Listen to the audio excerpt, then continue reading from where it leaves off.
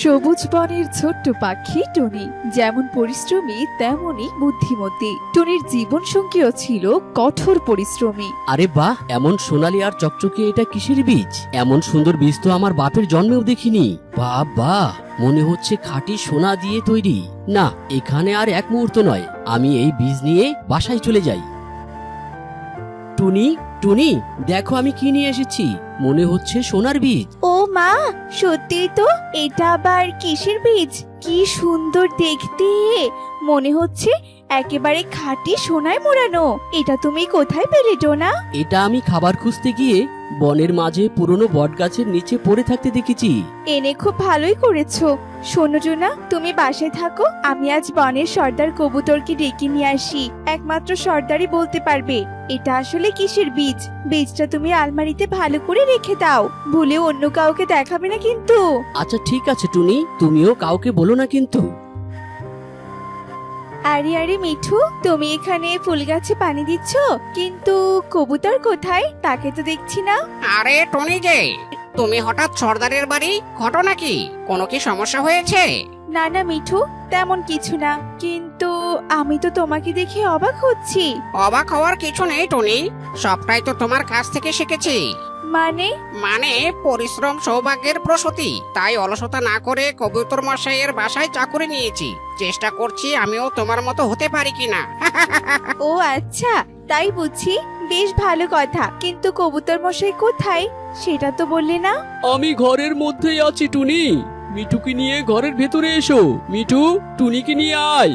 আরে সর্দার মশাই দেখছি বাসাতেই আছেন। হ্যাঁ, তুমি যখন এসেছো আমি জানালা দিয়ে লক্ষ্য করেছি, কিন্তু কিচ্ছু বলিনি, কারণ তোমার আর মিঠুর মাঝে কথোপকথন আমার খুব ভালো লাগছিল। একজন বিচক্ষণ ও বুদ্ধিমান পাখির মুখের কথার মূল্য অনেক। এত প্রশংসা করে আমাকে ছোট করবেন না সর্দার মশাই, আমি অনেক ছোট আর নগণ্য একটা পাখি। দেখেছিস মিঠু, টুনি কি সুন্দর করে গুছিয়ে কথা বলতে পারে। এজন্যই আমি সব জায়গায় বলি, টুনির মতো একটা বুদ্ধিমান আর সৎ পাখি খুঁজে পাওয়া একেবারে অসম্ভব। আসলে হয়েছে কি সর্দার, টোনা সকালে খাবার খুঁজতে গিয়ে একটা অদ্ভুত আর জলজলে সোনালী রঙের বীজ পেয়েছে। আমি তো বুঝতেই পারছি না সেটা কিসের বীজ। আপনি যদি দেখে আসতেন তাহলে আমার বেশ উপকার হতো। আচ্ছা ঠিক আছে টুনি, আমি আগামীকাল সকালে তোমার বাসায় যাব, কেমন? আচ্ছা ঠিক আছে সর্দার, আমি তাহলে এখন আসি। সে কি, এখনই যাবে মানে? দুপুরের খাবার খেয়ে তারপর যাবে? সে আর দরকার নেই সর্দার, বাসায় টোনা আর টুই টুই আমার জন্য যে অপেক্ষা করছে। আচ্ছা দাঁড়াও টুনি, দাঁড়াও। মিঠু, টুনিকে এক পোটলা খাবার দিয়ে দাও, বাসায় গিয়ে সবাই মিলে যেন খেতে পারে। এরপর টুনি এক পোটলা খাবার নিয়ে বাসার উদ্দেশ্যে রওনা দেয়, আর পথিমধ্যে কালুয়া কাকের সাথে তার দেখা হয়ে যায়। কি ব্যাপার টনি, এই ভর দুপুর বেলা কোথায় গিয়েছিলে? তোমার কাছে ওটা কিসের পুটলি? এই পুটলিতে কিছু খাবার আছে, সর্দার মশাই তা আমাকে দিয়েছে। তার মানে তুমি কবুতর মশাইয়ের বাসায় গিয়েছিলে, তাই তো? তুমি যেমনটি ভেবেছো। আমি এখন যাই কালুয়া দাদা, বাসায় আমার অনেক কাজ পড়ে আছে, সময় পেলে বেড়াতে এসো কেমন? টুনি সর্দারের বাড়িতে গিয়েছিল মানে কিছু তো একটা ঘাপলা আছে। তার মানে হলো ব্যাপারটা আমাকে অবশ্যই পর্যবেক্ষণ করতে হবে। না, অনেক রোদ পড়েছে, বাসায় গিয়ে ঠান্ডা মাথায় ভাবতে হবে। যাই বাবা, বাড়িতে যাই। টুনি, বাসায় আছো? মা, মা দেখো কে এসেছে দেখো।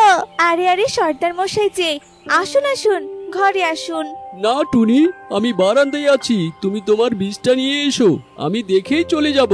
আর এই ফলগুলো নাও, এগুলো টুই টুই আর তোমরা খাবে। কিন্তু তা কি করে হয়? আপনি এসেছেন অনেক দিন পর, না খেয়ে চলে যেতে চাইছেন? তা তো হতে পারে না। আর তাছাড়া মিঠু কোথায়? তাকে তো দেখছি না। না টুনি, সকাল থেকে অনেক খাবার খেয়েছি, মিঠুও এক্ষুনি চলে আসবে। এই তো আমিও চলে এসেছি টনি। আচ্ছা ঠিক আছে, আপনারা বসুন, আমি বীজটা নিয়ে আসছি। মা টুই টুই, তোর বাবা বাগানে গেছে, তোর বাবাকে ডেকে নিয়ে আয় তো মা, সর্দারের কথা বললেই চলে আসবে। আচ্ছা ঠিক আছে মা, আমি এক্ষুনি যাচ্ছি। এরপর টুনি ঘরে ঢুকে সোনালী রঙের বীজটা নিয়ে আসে আর কবুতরকে দেখাতেই সেখানে টোনা আর টুই টুই চলে আসে। এই দেখুন সর্দার, আমি এই বীজটার কথাই বলেছিলাম। এটা কোনো সাধারণ বীজ নয় টুনি। শুনেছি বহু বছর আগে রাজবাগানের সোনার ফলের গাছের বীজ হারিয়ে গিয়েছিল। হয়তো এটাই সেই বীজ। সর্দার মশাই, এটা যদি সত্যি সোনার ফলের বীজ হয় তাহলে পুরো বন বদলে যাবে। তাহলে কবুতরকে ডেকে আনার এটাই রহস্য। আমার চোখ ফাঁকি দেওয়া এত সহজ নয় টনি। এখনই আমি বাড়ি যাব আর আমার বউকে নিয়ে বুদ্ধি পাকিয়ে আমার কার্য হাসিল করব। একবার যদি এই সোনার বীজ হাতিয়ে নিতে পারি তাহলে এই বনে আমি সেরা। সবকিছু তো শুনলে বউ, এবারে একটা মচৎকার বুদ্ধি বের করো তো দেখি। বীজটা কিন্তু আমার চাই। আরে লোভে পড়ে ভাষাও হারিয়ে ফেলেছো নাকি শুনি? আরে বোকা, ওটা মচৎকার নয়, চমৎকার হবে, বুঝেছো? শোনো, অতি লোভে তাতে নষ্ট। লোভে পড়ে অন্যের জিনিস চুরি করা একদম ঠিক নয়। বুঝেছি। আমাকে আর জ্ঞান দিতে হবে না। যা করার আমার নিজেকেই করতে হবে। শুধু রাতটা হতে দাও।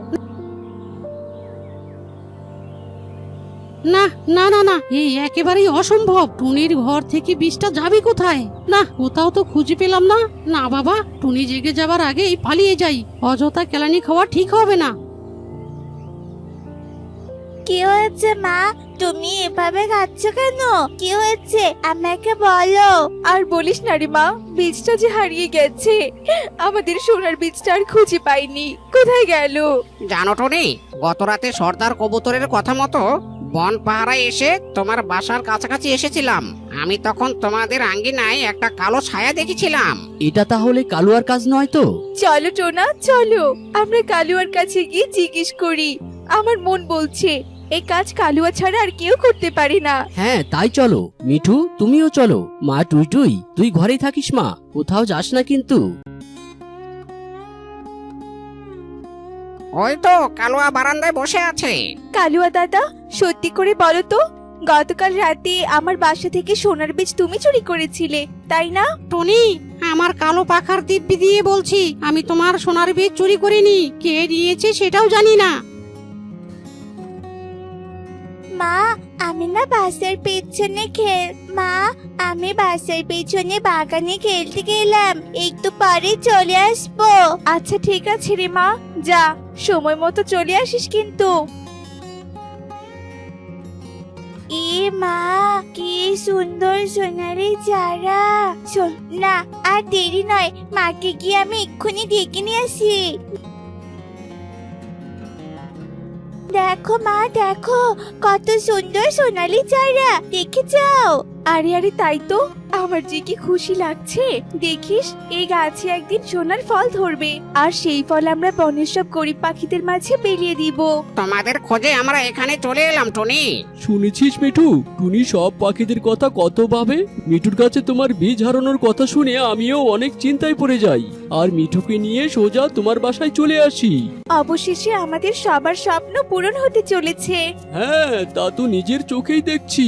কি চমৎকার সোনালি চারা গুজিয়েছে। ঠিক আছে টুনি, তুমি চারাটার যত্ন নিতে থাকো। আমরা আগামীকাল আবার আসবো, কেমন?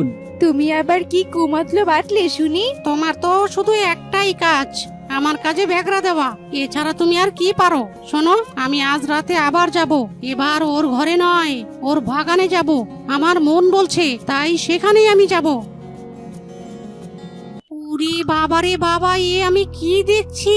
সোনালি গাছে কত সুন্দর সোনালি ফল ধরেছে। আমি তো নিজের চোখকেই বিশ্বাস করতে পারছি না। বাবারে বাবা! না বাবা, আজ সব ফল পেড়ে বাসায় নিয়ে যাব, আর আগামীকাল সোনার ফল বিক্রি করে আমি হয়ে যাব বনের সবচেয়ে ধনী পাখি। খামোশ শয়তান পাখি, সেই আশা তোর কখনো পূরণ হবে না। এই নে, আজ থেকে তুই সাদা কাক হয়েই থাকবি, আর এটাই তোর শাস্তি। ভুলে কখনোই জাদুকরি গাছের ধারে কাছেও আসবি না, তাহলে তোর শাস্তি হবে আরো ভয়ানক। না জাদুকরি গাছ, আমাকে আমার আসল রূপে ফিরিয়ে দাও। আমি আর কখনো লোভ করব না। আমি ভুল করেছি, ক্ষমা করে দাও। এই কথা বলতে না বলতেই সেখানে টুনি, কবুতর আর মিঠু তাদের পূর্ব পরিকল্পনা অনুযায়ী সেখানে চলে আসে। বুঝেছি, তাহলে তুমি সেদিন রাতে এই বীজটি চুরি করে এখানে ফেলে রেখে গিয়েছিলে? না টুনি, ও আমাকে চুরি করেনি। আমি ছিলাম জাদুই সোনা ফলের বীজ। আজ থেকে আমি এখানেই থাকবো আর তোমার সুন্দর পরিকল্পনা মোতাবেক বনের পাখিদের সাহায্যকারী গাছ হব। জাদুকরি সোনা ফলের গাছের এমন কথা শুনে সবাই খুব খুশি হয়ে যায়। এরপর থেকে বনের সব পাখিরা সোনা ফল বিক্রি করে নিজেদের অভাব পূরণ করতে থাকে।